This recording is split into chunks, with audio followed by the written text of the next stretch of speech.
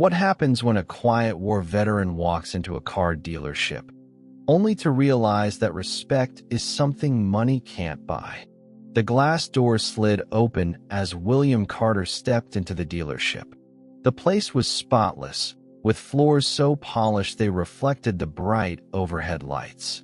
Rows of luxury vehicles gleamed under the showroom's pristine white glow.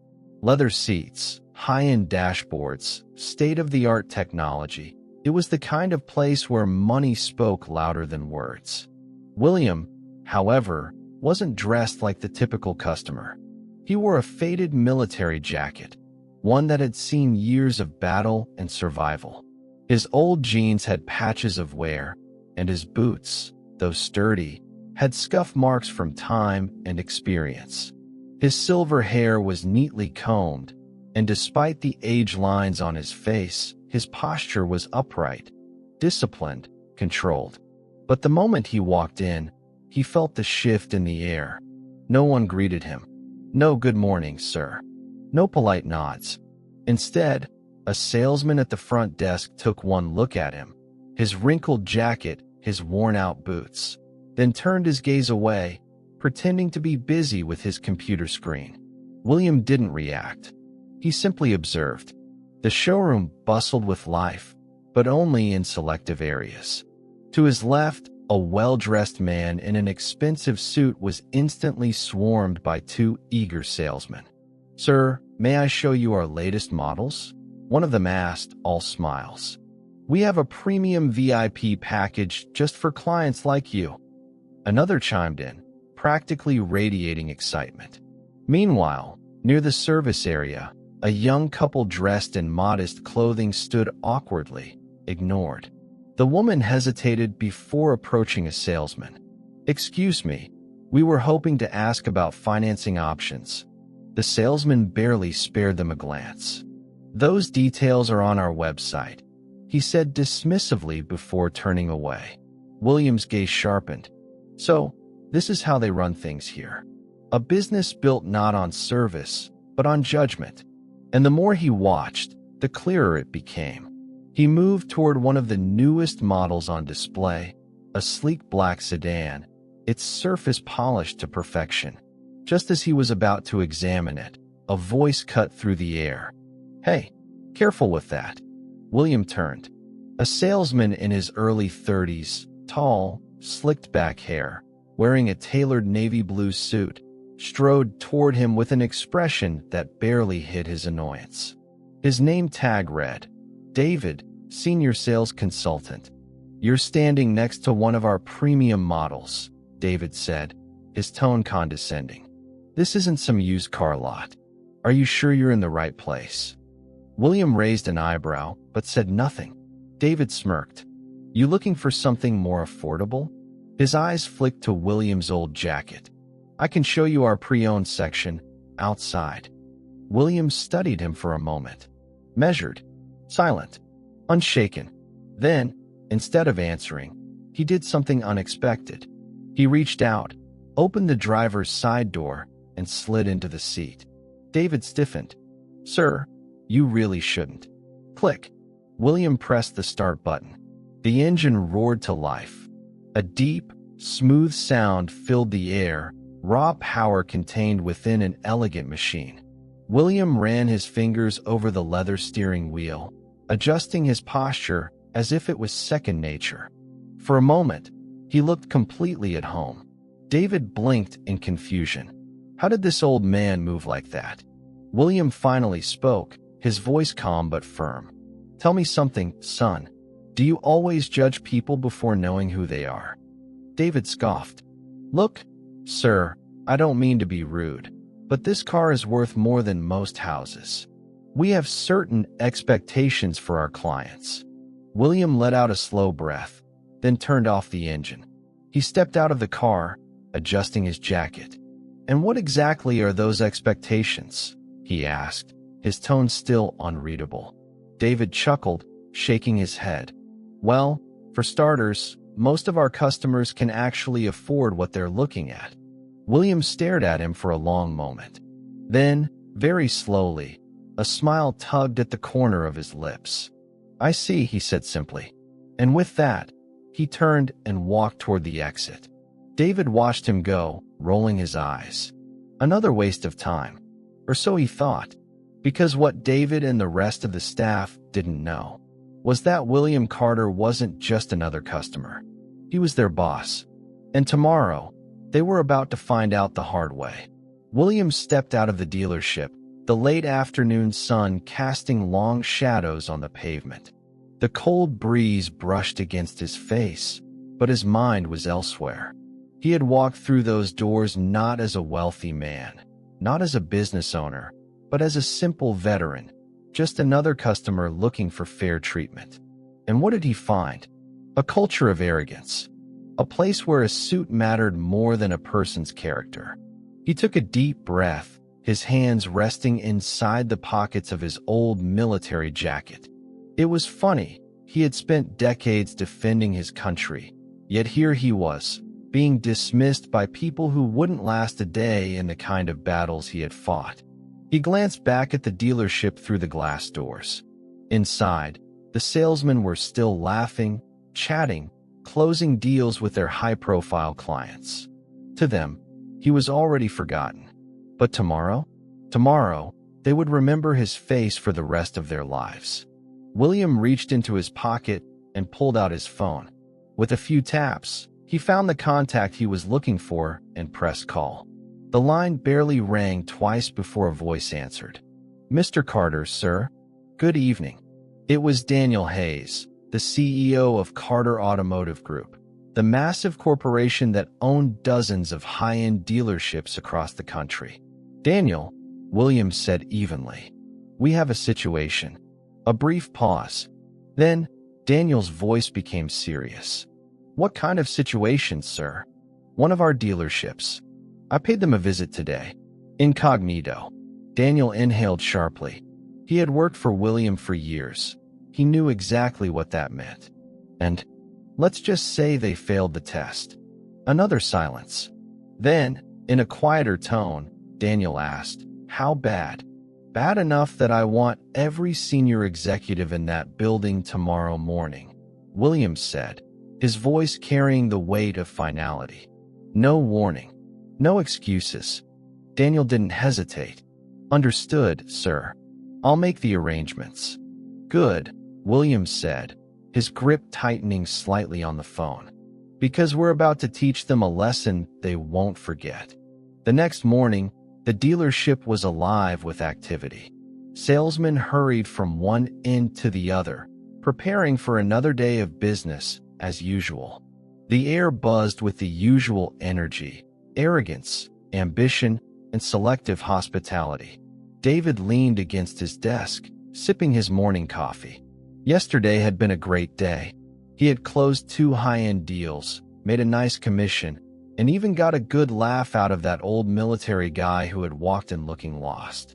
Probably retired on a pension, he muttered to himself, thinking he could afford a 6-figure car. Then, something caught his attention. Through the glass doors, he saw a line of black SUVs pulling up. His brow furrowed. Who the hell are these guys? The showroom fell into an uneasy silence as the vehicles came to a slow stop. The automatic doors slid open, and out stepped a group of sharply dressed men in suits. Senior executives. Board members. David straightened immediately. Executives never just showed up like this. And then, the man in the center stepped forward. William Carter. But today, he wasn't wearing his military jacket. Today, he wore a dark gray suit, pressed and perfect, with a presence so commanding that the air itself seemed to shift around him. David's coffee cup slipped from his hand, shattering against the floor. The man they had dismissed. The man they had ignored. The man they had mocked.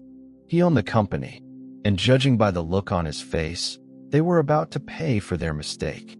The air inside the dealership had changed. A few minutes ago, it was just another morning.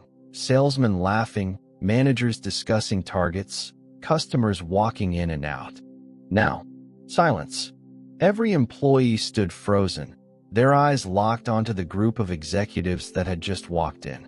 Among them, At the very center was the man they had laughed at, dismissed, and ignored just a day before. Only now, he wasn't just another old man in a worn-out military jacket. He was William Carter, the owner of the company. David swallowed hard. He had spent years working his way up in this dealership, mastering the art of selling to the wealthiest clients, perfecting his ability to read a customer based on their clothes, their watch, their shoes.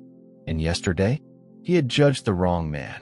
The senior executives stepped aside as William walked through the showroom. His movements were slow, deliberate. He took his time, letting the weight of his presence sink into every single employee in that building. Mark Evans, the dealership's general manager, finally broke the silence. He forced a nervous chuckle and stepped forward. "Mr. Carter, what an honor to have you here today. If we had known you were coming, we would have prepared." William raised a hand, and Mark immediately stopped talking. For a long moment, the only sound was the faint hum of the showroom's air conditioning. Then, finally, William spoke. "I wasn't looking for special treatment," he said, his voice calm but sharp. "I wanted to see how this dealership operates when no one is watching." His gaze swept across the room, and what I saw was a complete disgrace. A ripple of tension passed through the employees. Mark opened his mouth to respond, but William wasn't done. "Let me ask you something," he continued. "How do you decide which customers deserve your attention?" No one answered. William turned his gaze to David, locking eyes with the salesman who had mocked him yesterday. "David, isn't it?" David felt his stomach drop. "Why, yes, sir." "Tell me," William said, tilting his head slightly. "What exactly did you say to me yesterday?" David's mouth went dry. He glanced at Mark for help, but the manager looked just as terrified as he was. William nodded slowly.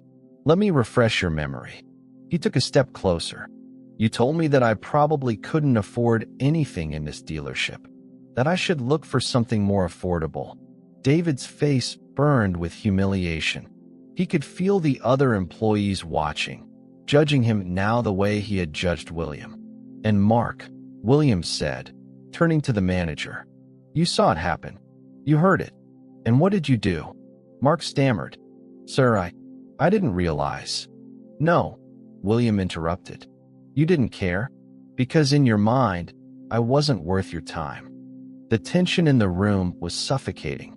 Then, William took a step back, adjusted the cuff of his suit, and looked toward Daniel Hayes, the company's CEO.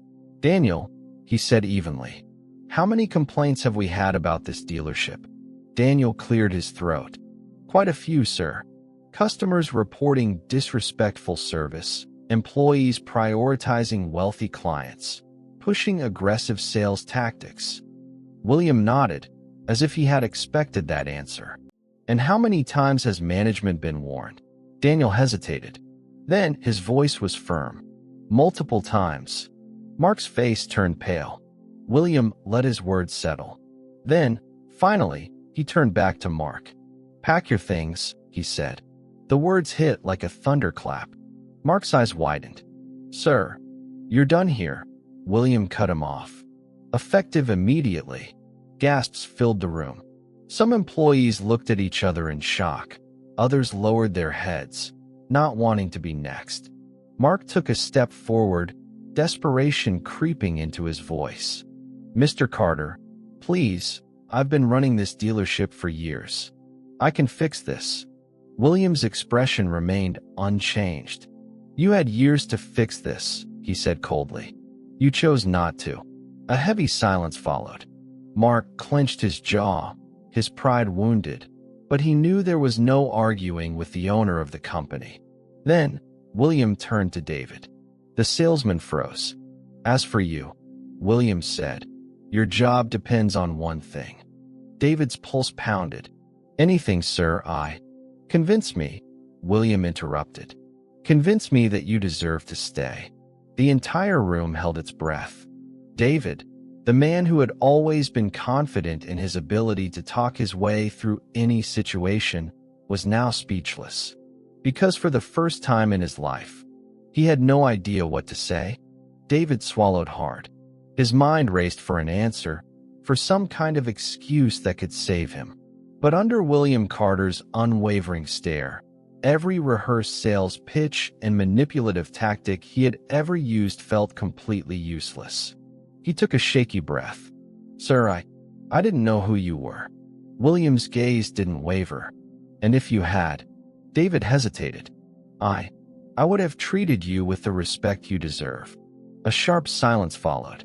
William tilted his head slightly. "And that's the problem, isn't it?" David felt his stomach drop. "You only respect people when you think they have power," William continued. "You judge customers before they even open their mouths. You decide who is worth your time based on their clothes, their car, their appearance." David had no response, because it was true. And now, for the first time, he was the one being judged. William sighed, shaking his head slightly. "Tell me something, David," he said. "How long have you worked here?" 6 years, sir." 6 years. William nodded thoughtfully. "And in those 6 years, how many customers have you dismissed just like you dismissed me?" David opened his mouth, then closed it. There was no way to answer that question without condemning himself. William exhaled, looking toward the other employees. "Let me ask all of you something," he said, addressing the entire showroom. "How many of you have watched this kind of behavior and said nothing?" A heavy silence fell over the room. Some employees shifted uncomfortably. Others kept their heads down. No one spoke, because deep down, they all knew. They had all seen it happen. They had all allowed it to happen. William let the silence linger before turning back to David. "You're good at selling cars," he admitted. "That much is obvious. But what use is a good salesman if he has no integrity?" David felt his heart hammering. "Sir, please, give me a chance to prove I can change." "Change isn't about words, David," William interrupted. "It's about action. And I don't have time to wait and see if you'll suddenly develop a conscience." David's breath caught in his throat. "You're fired." A wave of shock rippled through the room. David looked like he had been punched in the gut. He opened his mouth to argue, but one look at William's face told him there was no negotiating this. The same arrogance he had worn yesterday, the smug confidence, the superiority, was completely gone. Because for the first time, he was the one being discarded. Security stepped forward, waiting for him to leave. David clenched his jaw, but in the end, he had no choice. With his head down, he turned and walked out of the dealership. The doors closed behind him. And just like that, the man who had judged others so harshly had finally been judged himself. William let out a slow breath and turned toward the remaining employees. "I'm not here just to clean house," he said, his voice firm but steady. "I'm here to fix what's broken. But that means things are going to change." A ripple of unease passed through the room. "From now on, this dealership will operate under one rule. Every customer is treated with the same respect." The employees listened in silence. "I don't care if they walk in wearing a $1,000 suit or a 20-year-old jacket. I don't care if they drive a Ferrari or take the bus. If you work here, you will treat every person who walks through those doors with dignity." He let his words settle before continuing. "If that's a problem for anyone, you're welcome to leave now." No one moved. No one dared. William nodded. "Good," he said. Then, his gaze landed on someone unexpected. A young salesman standing near the back. Someone who had stayed silent yesterday, but had never laughed, never joined in, never participated in the arrogance. William's expression softened slightly. "Step forward," he said. The young man hesitated, then did as he was told. And in that moment, his entire life was about to change. The young salesman stood frozen, his heart pounding. He hadn't expected to be called forward. He had spent years in the shadows of men like David, watching them dominate the sales floor with their flashy tactics and arrogant confidence. He had learned to stay quiet, to do his job, to avoid trouble. But now, the owner of the company was staring directly at him. "What's your name?" William asked. "Eric, sir. Eric Walker." William nodded. "Eric," he said, "yesterday, you didn't say much. But you also didn't laugh. You didn't join in. And you didn't walk away when you saw something wrong." Eric swallowed hard. "No, sir." William studied him for a moment. "Tell me something, Eric. Why do you work here?" Eric hesitated, then answered truthfully. "Because I love cars, sir. And I love helping people find the right one." William raised an eyebrow. "Helping people?" Eric nodded. "Yes, sir. A car isn't just a machine. It's part of someone's life. It's how they get to work, how they take their kids to school, how they visit their parents. I think sales should be about more than just numbers." William's lips curled slightly. "That," he said, "is exactly what this company was supposed to stand for." The other employees watched in silence, sensing that something important was happening. William turned to Daniel, the CEO. "How long has Eric been working here?" Daniel checked his tablet. "For years, sir." William's gaze returned to Eric. "And in those 4 years, has anyone ever recognized your work?" Eric hesitated, then shook his head. "Not really, sir. I just do my job." William exhaled slowly. "Not anymore." Eric blinked in confusion. "Sir." William turned to face the entire room. Effective immediately, Eric Walker is the new sales manager of this dealership. A collective gasp filled the room. Eric's eyes widened. "Sir, no arguments," William said. "You earned this, even if no one else saw it." "But I did." Mark had been fired. David was gone. And now, a new leader had been chosen. One who understood that sales were about people, not just profit. Eric took a deep breath, trying to process what had just happened. His entire career had just changed in a matter of seconds. William placed a firm hand on his shoulder. "Lead this team the right way, Eric. Set the example. If you do that, this dealership will finally become what it was always meant to be." Eric swallowed hard, then nodded. "I won't let you down, sir." William nodded. "I know you won't." And with that, the future of the dealership was finally in the right hands. The weight of William's words still hung in the air. Eric, now the new sales manager, stood in stunned silence, still trying to process what had just happened.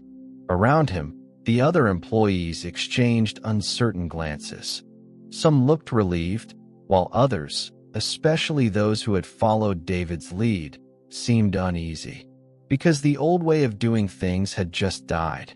William clasped his hands behind his back and turned to face the entire room. "Let me be clear," he said. "What happened here yesterday was unacceptable. And I promise you," his gaze sharpened, "it will never happen again." No one dared to speak. From this moment forward, William continued, "This dealership will be built on respect. Every single customer who walks through those doors, whether they're wearing a $1,000 suit or a $20 jacket, will be treated with dignity." His voice was steady, but it carried an undeniable authority that made it clear this was not up for debate. A senior salesman, someone who had worked under Mark and David for years, hesitated before speaking. "Sir, if I may." William gave a small nod. "Go ahead." The salesman cleared his throat. "I understand what you're saying. But in this business, numbers matter. Sales targets matter. And sometimes, we have to be strategic about who we focus our time on." William stared at him for a long moment. Then, he walked over to the nearest desk, picked up a pen, and tapped it against the surface. "Tell me something," he said. "How much did this dealership make in profit last year?"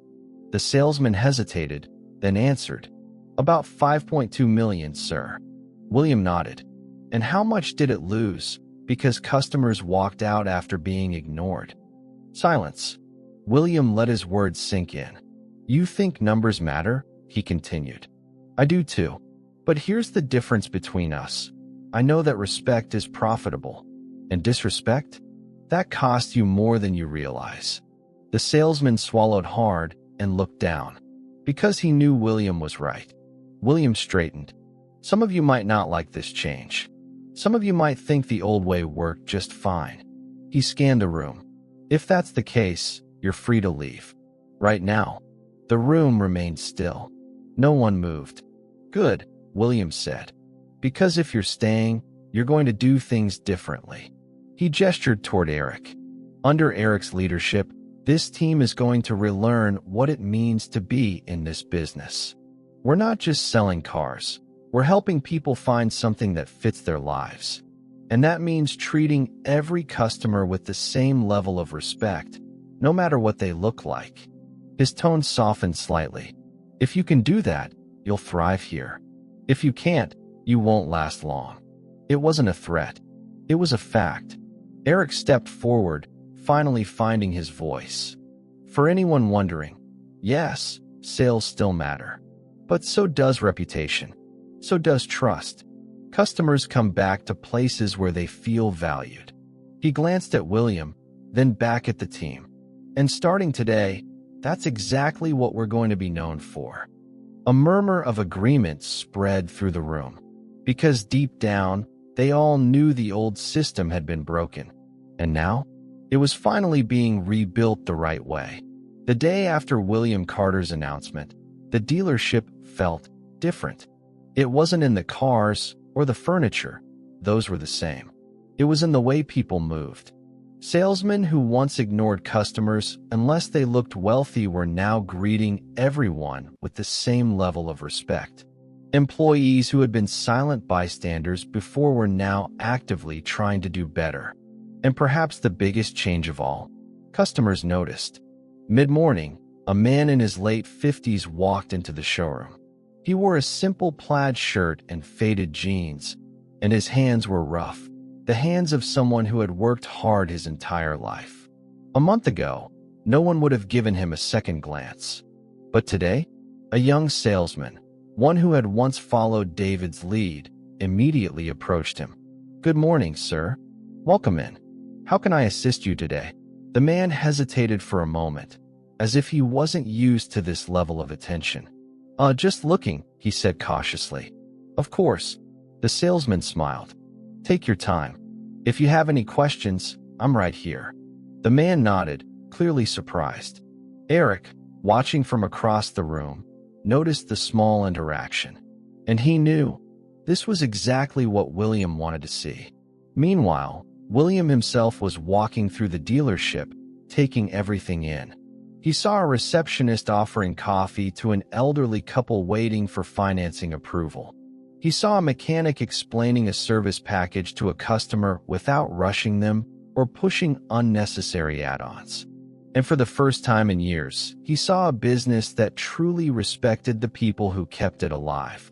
He stopped beside Eric. "What do you think?" he asked. Eric exhaled. "I think it's working."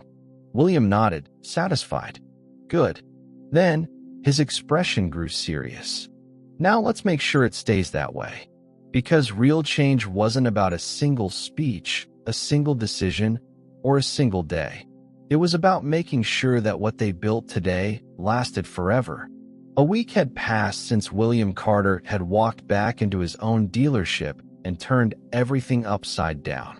And now, everything had changed. Sales hadn't dropped. In fact, they had gone up. Customers who once felt ignored were now returning. Word had started to spread. This was no longer just another dealership. This was a place where people were treated with respect. One morning, as William arrived, he noticed a familiar face standing outside the showroom. It was the man in the plaid shirt and faded jeans, the one who had hesitated when approached by the salesman days ago. But today, he wasn't hesitating anymore. As William stepped inside, he saw the man shaking hands with the young salesman, finalizing the purchase of a brand new truck. William smiled to himself. That sale never would have happened before. A few minutes later, William sat in his office, going over reports, when a knock on the door interrupted him. Eric stepped inside. Sir, I thought you might want to see this.